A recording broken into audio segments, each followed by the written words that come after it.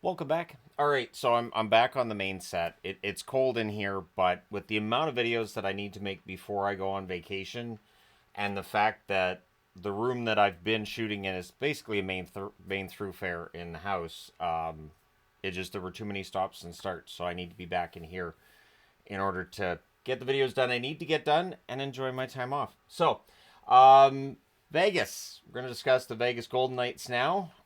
When I did the power rankings for the quarter century, Vegas was third in the regular season, and I'm sure people will be fine with me adjusting point totals. Vegas being third because just overall, since they joined the NHL, they've been very good. Their playoffs, 11th, and I didn't adjust anything to get them to 11th on the playoff power rankings. It does make it look like they're not as good in the playoffs as they're in the regular season. The reality is Vegas has been fantastic right from day one. And the rise of Vegas was the same year as this channel really started blowing up. So there you go.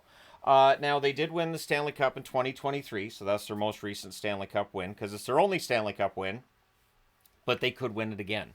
The way that they keep rearming themselves, they absolutely could end up being Stanley Cup champions again. They were finalists in 2018, that being their first regular season in the National Hockey League, 2017-2018. Conference finalists in 2020, technically semifinalists in 2021. It just means they were in the Final Four that year as well. They didn't refer to them as conference finals, they referred to them as semifinals. That was that weird year where you're only playing against your own division. The only year they've missed the playoffs is 2022. And Vegas fans will tell you that they missed the playoffs because of injuries, and injuries were major for them that season. So I'm not going to say that's true or false. I totally understand why they feel that way. It could be true, but we just never know what might have happened if everybody had been healthy. The grade for this team has to be an A. They've been really good since they joined the National Hockey League. They kind of have to be an A, and I don't think there's another grade I really realistically could have given them. So from 2001 through 2023, 2020, well, from 2000, 2001 through 2023, 2024, their regular season points leader has been Marchessault, who of course moved on this year to Nashville. 514 games, 192 goals, 225 assists, 417 points. One of the original Misfits. William Karlsson, an original Misfit as well, still there. 502 games, 152 goals, 215 assists for 367 points.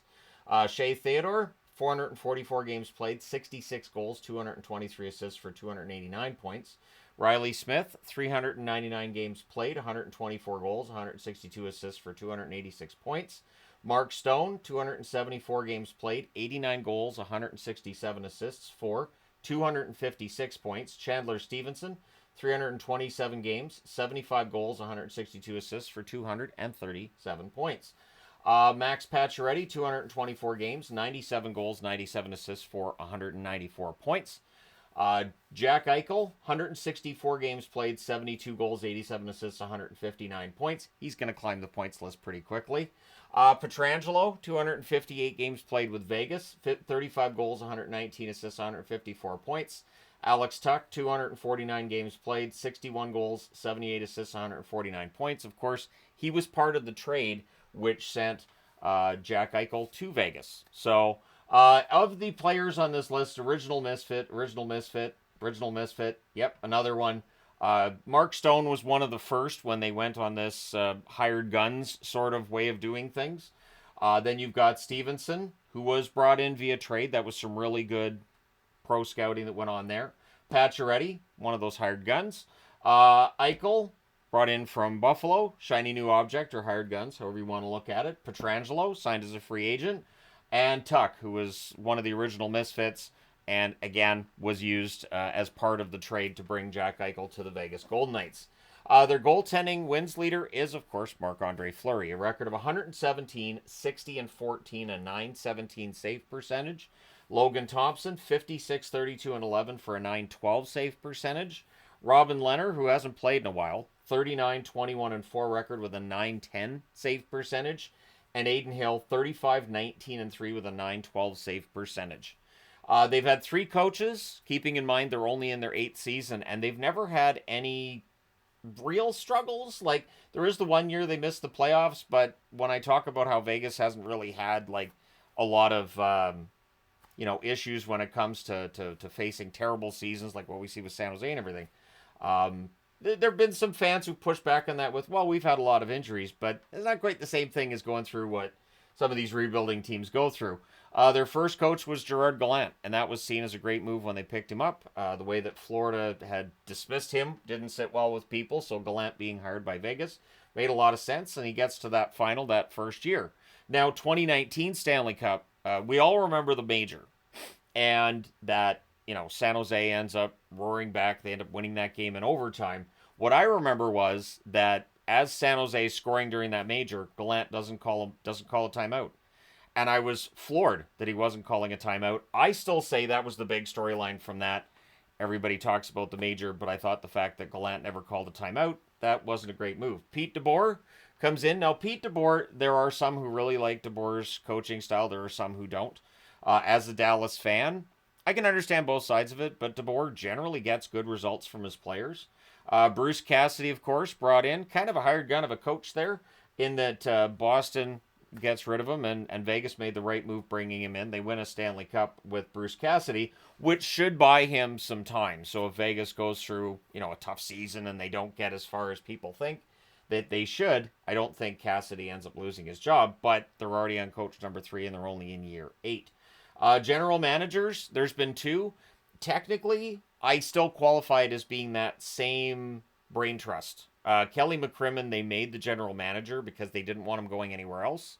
They knew he wanted to be a general manager. George McPhee was fine with being promoted to, a presidential role over the team, and they still work together, and it is a pairing that's worked quite well for the Vegas Golden Knights. Then you get to captains. 1. What's interesting, too, is that first year that they go all the way to the Stanley Cup final, they did not have a team captain. So how important is a team captain to winning come playoff time? And that's, I think, a good question to ask, since we were asking that back in 2018. This was a team that went all the way to the final. And I felt like as long as you have a team with a really good leadership group and everybody's bought into the same idea of what it takes to win, I really think that you can have a team without a captain that has just as much success as a team that has one. But you still have to have good leadership. You still have to have the right people making decisions, both behind the bench and on the ice. But Mark Stone's been an excellent captain for them. This is a team that I don't think is going to fall off soon. I know that the expectation is that they should, right? Because we're almost a decade in, so eventually you have to go through some tough times. But I think the fact that they keep rearming themselves is why they don't go through that. Now, currently, as I'm recording this, of course, Vegas being in a bit of a troubled spot in their season. They're having trouble scoring. They're having trouble keeping the puck out of their net. I'm not falling for it. I expect them to round into form come playoff time and go on another run. That's how I see it. Every time they go through struggles, I'm like, man, the rest of the league's going to pay for this soon. But maybe it's just some form of PTSD with fans. So let me know your thoughts in the comment section below. As always, don't forget to hit like and subscribe in the event you may not have done so already. Thank you guys so much for all your support as always. I will talk to you again soon.